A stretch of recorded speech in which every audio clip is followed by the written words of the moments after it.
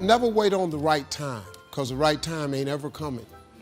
Because as you have aspirations, you got to understand that the devil understands your aspirations too. The devil's job is to rob you of your destiny. So there will always be an obstacle. So if you're waiting on the right time, you'll never make the move. You have to go. When you are trying to get to the next level, and you can see where you're trying to get to, there is a ceiling that you have to break through. But in order to get to the next level, is because you can see what you want to become. But the only reason you can see the next level is because this ceiling is made of glass. In order to get to the next level, you must be willing to break through the glass. Anytime you break through glass, you are going to get cut. You are going to bleed. See, devil, he only has one job: to rob you of what God intended for you to be. That's his only job. So he has a lot of people that work for him full time. They're called haters. And they at work all the time. And you all experience with them too. And so what you got to do is, when you have these ideas of greatness, you got to go forward. Because it's not going to be a right time. Just go. Just go. Go jump. Take a chance. Every successful person I know has jumped.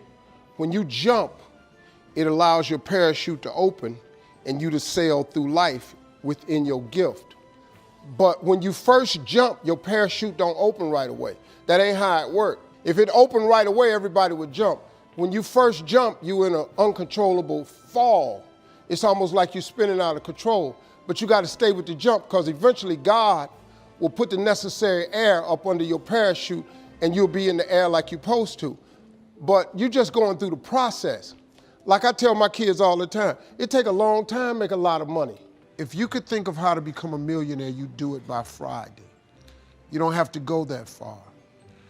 All you have to do is think of your God-given gift. All of you have the ability to make, you can charge, all of you can do something somebody will pay you $10 to do.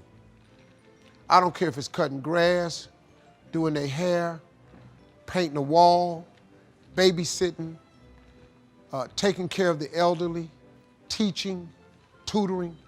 Everybody can do something for $10. This is how I got to this place of success. My jokes were $25 a night. I made that for a long time. Whatever you do to make $10, this gift that God has given you at birth, because God never created a soul he didn't give a gift to. All of you have one. It take a long time to make a lot of money.